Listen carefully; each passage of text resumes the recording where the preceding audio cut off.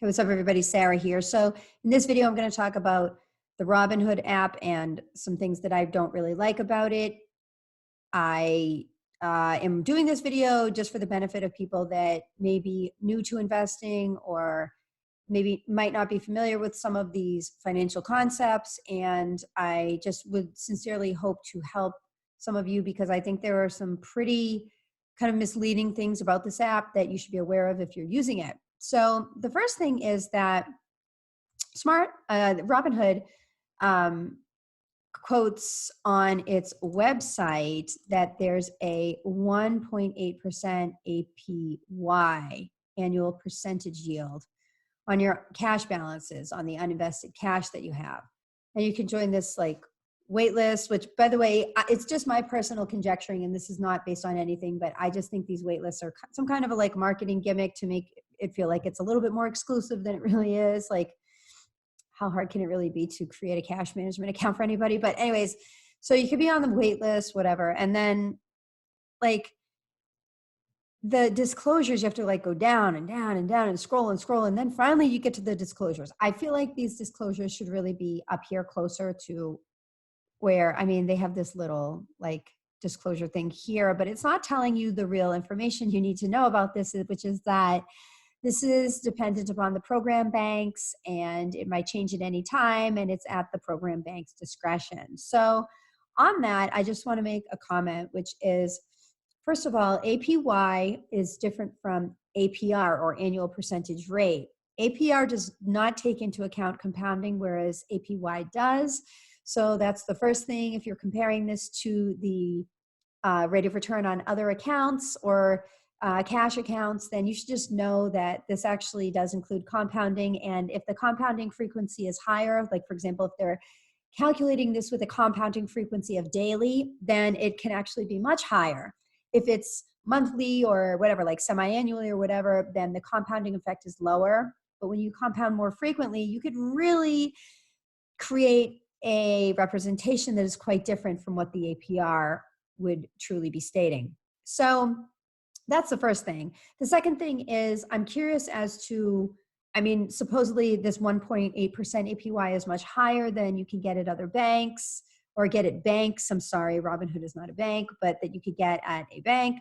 Now, what I find to be interesting about that is, well, how does Robinhood get the higher yield for the people that are holding their cash balances at these banks that are part of this program bank network? And the only thing that I could come up with is, this is based on the financial principle of interest, right? That the riskier borrowers that Robinhood is essentially taking your deposit and lending out to through the bank network, these banks must be lending to riskier borrowers, which is why the required rate of return is much higher, which is why the yield is higher. And that is, I mean, logically it would make sense. Again, I don't really have any information to verify this because I haven't taken this up with Robinhood or done extensive research on it, but it would just go to show you that there must be a reason behind the higher rate. And if you really think about it, it might not be the best reason. So that's one thing. The other thing is, I just want to be very clear that even if this is an FDIC insured deposit, that would cover a bank failure. But I just want to make it very obvious to all of you that this does not cover what happens if there's theft or misappropriation. And it also does not cover market fluctuations. So this is not like a set guaranteed rate forever. And I just want to make that very clear because it doesn't really seem that clear from the way that it's being disclosed. It could be slightly misleading to people. The other thing that I feel is slightly like not working in the investor's best interest is the fact that on the Robinhood app, there's lots of news provided, but there's not a lot of concrete research and tangible fact that is provided about the companies that you would be investing in. So what this is doing is encouraging you to trade the news. And anyone who's experienced in stock market investing knows that trading the news can often have very harmful effects on your returns. The emphasis here seems to be on returns and how much in return the stocks make or whatever. And this is not in favor of long-term investing that is patient and focuses on the fundamentals of a company, but rather focusing on headlines. And a lot of times immediately when, news hits the wire, company stock prices fluctuate, and many times, not all the time, but many times the news is already priced into the stock by the time that you're getting the news. There's also no guarantee that Robinhood is providing you with the most crisp and updated information. If they don't refresh the information, you could conceivably be basing your trading decisions on information that is outdated or not even relevant to what is going on with the company today. So the main takeaway I just want you to understand here is that there's no research, no real understanding being presented about of what it is actually that you're investing in. There's just headlines and news. And like I said, those are really not the best basis for making investment decisions. The other thing along those lines is the idea of like having these social chats that you can meet other people on Robinhood and talk about, your stock ideas and stuff. I mean, it doesn't really appeal to me personally because I'm not on Robinhood, but I wouldn't be on Robinhood to like, meet somebody and write a love letter. I would be on there to just kind of like trade stuff and like be gone. But I don't know, I guess a lot of people like it for its social aspects. I would just caution you that sometimes people can get on there and you really have no guarantee of who the people are, and they could say things to try to mislead you, or, like you just really have no reason to trust anybody that you're socializing with or chatting with on the Robinhood app. So and one of the last things I just wanted to mention is I was watching a video on this by somebody, and I was just hearing that there was a little bit of a problem with Robinhood reporting that like the way that Robinhood was reporting some of the returns. Apparently, like one person said that he saw that his account had, like he had made an investment or like deposited some cash into the account, and Robinhood reflected that as part of the return for the day. So just you having a cash inflow into your account should not be recorded as a return.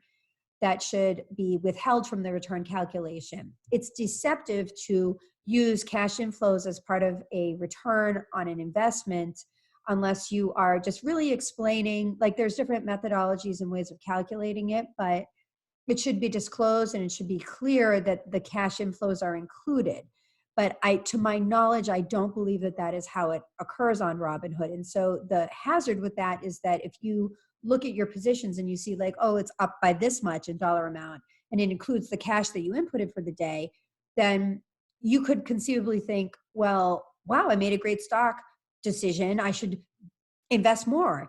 And if it's not clear to you that that increase in value was partially from a cash inflow that you made, then potentially you could be basing your judgment of this stock on incorrect information. So it just kind of seemed to me like there wasn't clear disclosure of the returns in this case. I don't know if this has been corrected since the person made this video or if other people have experienced this or whatever, but I'm just restating what someone said was his experience, and I'll link the video below if you want to just check it out.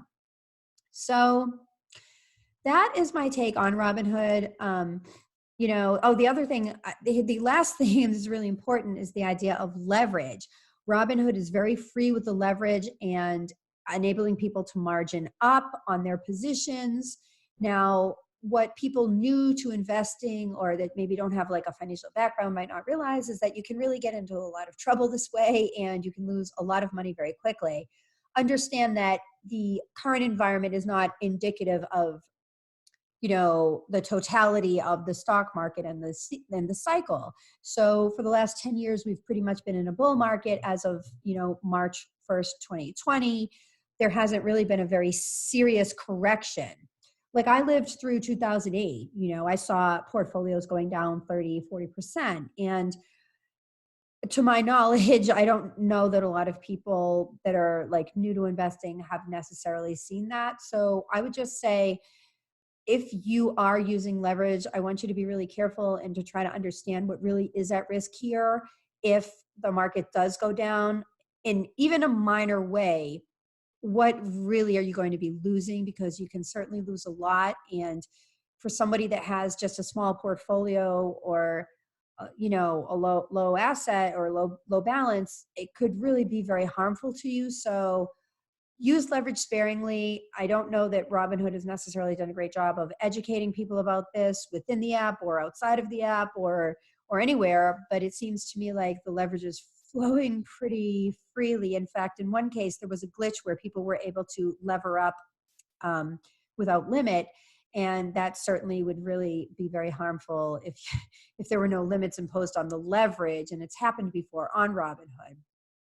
So anyways, I hope that you've enjoyed this video, and I'd love for you to subscribe to my channel and stay tuned for future updates.